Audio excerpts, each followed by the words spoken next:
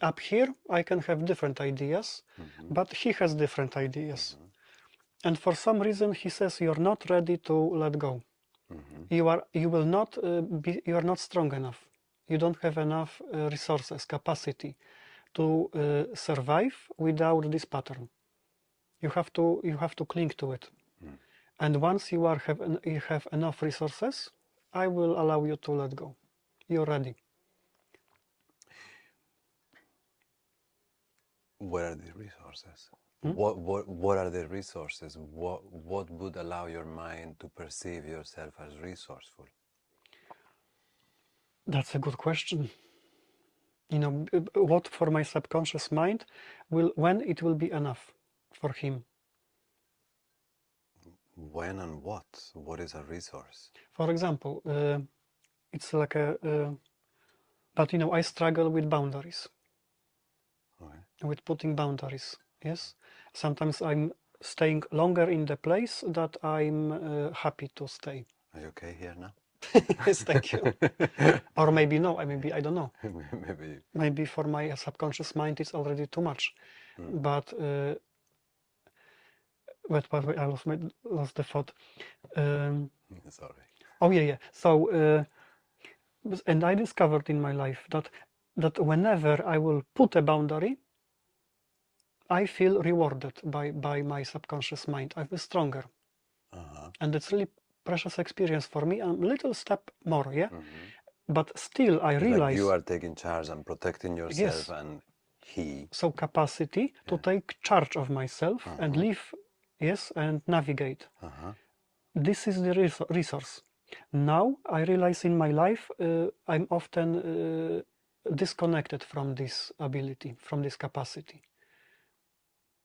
Of putting boundaries. Yes. And I somehow, that's my hypothesis, that this is why my subconscious mind will not let go of traumatic patterns, because I don't have this resource To set boundaries. to take charge. To take charge. So, two questions.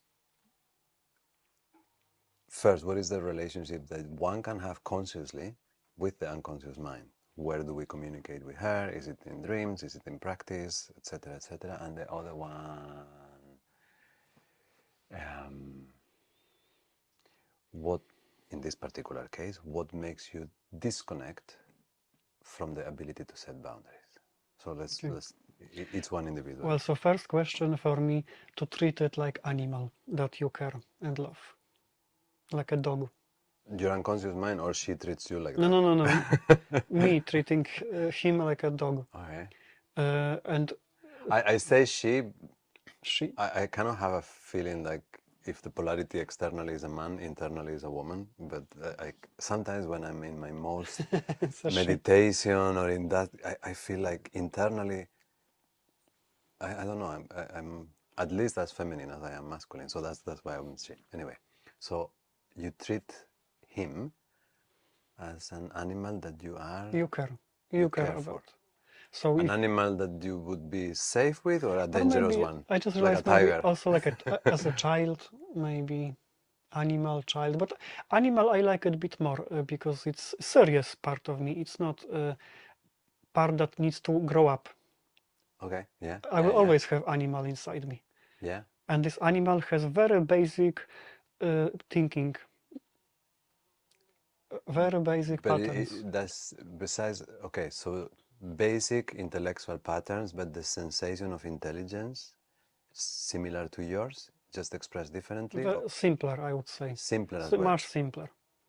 Are we safe here? Yes, no, hot, cold. Yes. Do I want to be here? No, I don't want to be here. I don't know why. I just don't want to be here. Okay, so you have and answer your question, how do you relate to animal?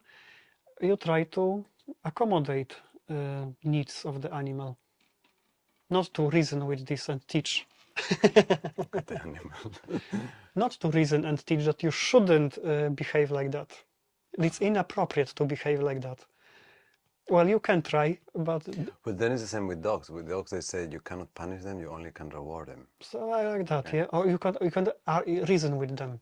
Okay. That, it's futile to explain to my cat that it shouldn't behave like that. But when you relate to that, do you feel a subtle feeling of fear towards that part of you? No, rather tenderness and compassion. Okay. Because think about it, if the animal, the dog, is in pain, what do you do with this? You have to soothe the animal. Yeah. So, but then you wouldn't have a feeling about the subconscious mind like something that is trying to sabotage from No, more absolutely no. helpful or even Yes. supportive. In its own mind, it wants to help us and protect us. I don't see any, evil motives.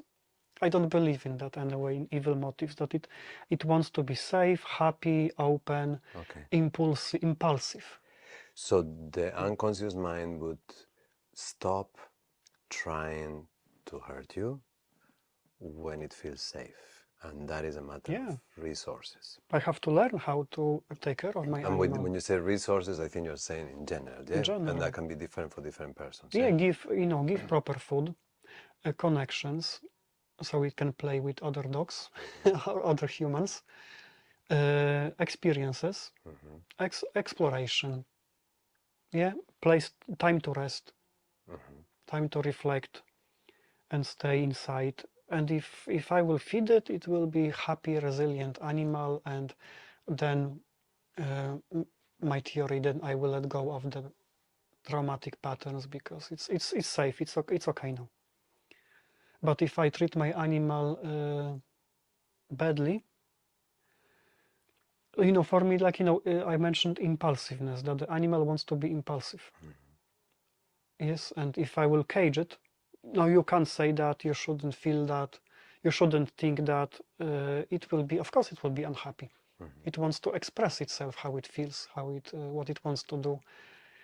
Here I want to be, now I don't want to be here. Yeah, and as a grown adult, I have to be cultured. Yeah, I can no, I can just stand up and leave from our interview, but I will not allow myself to do it. I want to respect you, our experience. I will not allow my animal to take me because I have enough. I don't want to be here anymore. Let's go for a walk. So that's tricky thing Well, we can always create a model of a world where those things are allowed, where we can be more permeable and say, can we do a break and go for a walk, for example, for 10 minutes? But you have to teach me that. I didn't think about it, that we can do it actually. Yeah. Well, it was not so concrete. I was thinking more in terms of even the general conventions that we have, because we do this with children, right? We have a family meeting and the grown-ups are all sitting on the table, very respectful, and the kids are running and they're doing other things, and no one thinks they're disgusting. They bring joy to the family. So it is a possibility that we create social conventions that allow for more flexibility in the way we express with each other, and without being disrespectful, you would have a higher degree of personal freedom.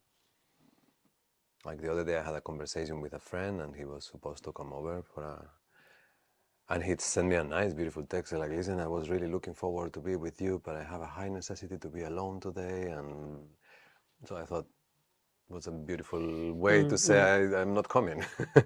But yeah, like by allowing each other to be more authentic in the expression of our needs, maybe then the unconscious mind is not so squeezed, yeah? Animal will be a bit happier. Yeah. And and so to finish my answer, that's my answer, that if the animal is happy, my hypothesis that then we will be more willing to let go of the patterns of the trauma.